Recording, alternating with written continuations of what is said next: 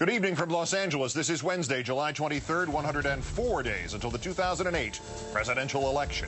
Which came first, the surge or the surge? Apparently, the surge did.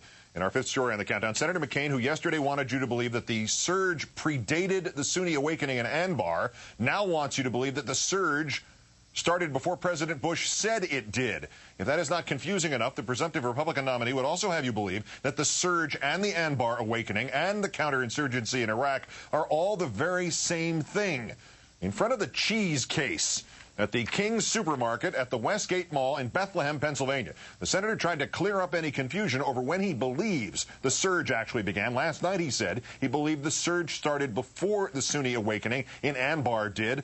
That happened in an interview with Katie Couric of CBS, which has since been posted in full on the CBS News website. CBS now has a statement about its error on that interview. We begin then with Senator McCain's original misstatement, the key portion of the interview that should have aired last night, except CBS edited in a different McCain answer. Senator Obama says while the increased number of U.S. troops contributed to increased security in Iraq, he also credits the Sunni awakening and the Shiite government going after militias and says that there might have been improved security even without the surge. What's your response to that? I don't know how you respond to something that is such a false depiction of what actually happened. Colonel McFarland was contacted by one of the major Sunni sheikhs. Because of the surge, we were able to go out and protect that sheikh and others, and it began the Anbar awakening. I mean, that's just a matter of history.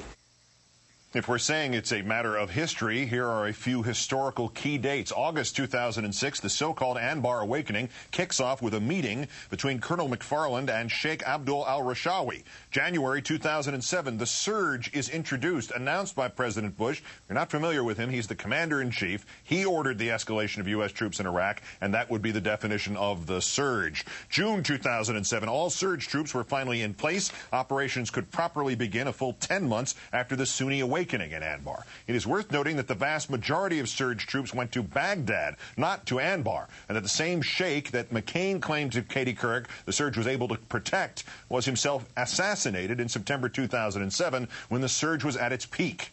But let us return to our cheese case already in progress, where this afternoon Senator McCain tried to tell everyone why he was correct in rearranging the timeline of the surge and everybody else but him was wrong. First of all, a surge is really a counterinsurgency strategy, and it's made up of a number of components. And this counterinsurgency was initiated to some degree by Colonel McFarland in Anbar province relatively on his own. When I visited with him in December of 2006, he had already initiated that strategy in Ramadi by going in and clearing and holding in certain places. That is a counterinsurgency. And he told me at that time he believed that that strategy, which is, quote, the surge, part of the surge, would be successful. So then, of course, it was very clear that we needed additional troops in order to carry out this insurgency. Prior to that, counterinsurgency, prior to that, they had been going into places, killing people or not killing people, and then withdrawing. And the new counterinsurgency surge entailed going in and clearing and holding, which Colonel McFarland had already started doing. And then, of course, later on, there were additional troops, and General Petraeus has said that the surge would not have worked and the Anbar awakening would not have taken place successfully if they hadn't had an increase in the number of troops.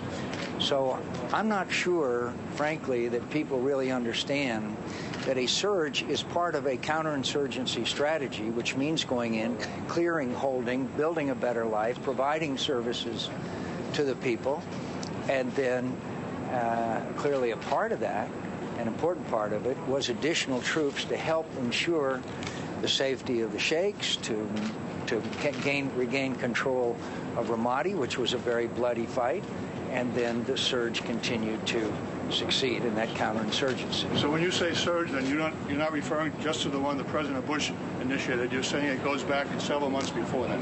Yes, and again, because of my visits to Iraq, I was briefed by Colonel McFarland in December of 2006, where he outlined what was succeeding there in this counterinsurgency strategy, which we all know of now as the surge.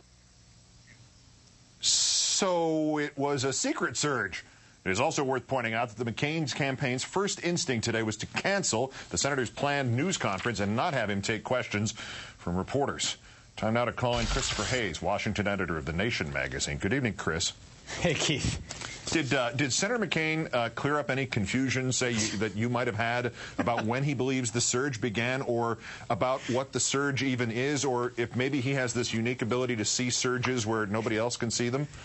You know, this is really remarkable, right? I mean, this is the central tentpole for, McCain's vision for Iraq, what he is running on. And yesterday, he betrayed the fact that he does not understand what it is, okay? They didn't choose the name The Surge because it sounded cool. They weren't naming a rock band, right? They chose The Surge because it referred to a surge or increase in troops, full stop. It is distinct from all the other things that happened in Iraq. And, it should be noted, most of the troops that went in on the surge went into Baghdad, not into Anbar, where the awakening happened, okay? So I don't know if he, at this point, is essentially just spinning, or he's lying, or he doesn't understand his own policy, but that was a completely nonsensical response. So Senator Surge, who's now Senator Secret Surge, to push back against criticism that he didn't know when the surge began, he manages to make this seem like he does not even understand what a surge is or what this surge was. How much monumentally worse did he just make this problem for himself today as opposed to what it merely was yesterday? Well, I think he made it worse, but in some senses it's going to depend on whether the press can do a good enough job of actually disaggregating the various things that have happened in Iraq that have been distinct from each other and explaining just what has happened. I mean, part of the problem is that the word surge has taken on this totemic power, that it's like this magical word that, when invoked, has made everything okay in Iraq. And that's simply not true. Iraq's a really complicated place in which a lot of really complicated things have happened over the past year or 8 months. And conservatives and the McCain and the McCain campaign and the Bush White House want to sort of boil it all down to this one word, which is sort of easily digestible, even if that doesn't reflect what the reality is. Earlier in the day after they canceled that news conference, the McCain campaign released this statement about the mistake that Senator McCain made in the CBS interview. And quoting from the statement, Senator McCain is correct. As General Petraeus has made clear, the surge is the reason why the Anbar awakening was so successful in tearing up al-Qaeda. In hindsight, lying about what Senator McCain said, pretending the mistake never happened, that really does appear to have been the better option than the one they chose today.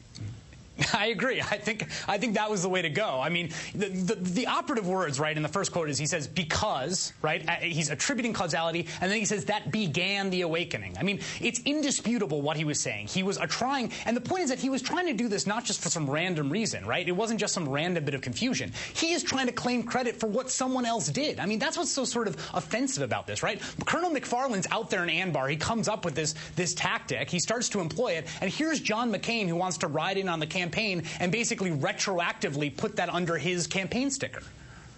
All right, and last point, Chris, and I mean this in all sincerity, and I believe I really would ask this same question were Senator McCain a Democrat, or were there some Democrat behaving like Senator McCain? Are there Republicans now worried that his campaign seems to be cracking up, that he may not be capable of even making it to the election in November? Well, I mean, I've heard worries from Republicans about John McCain ever since he got into the race and ever since he won the nomination. The fact of the matter is, despite what has looked like a series of gaffes, he's still very close in the polls, so we're going to see come November. Chris Hayes, Washington editor of The Nation magazine. As always, Chris, thanks for your time tonight. Thank you, Keith.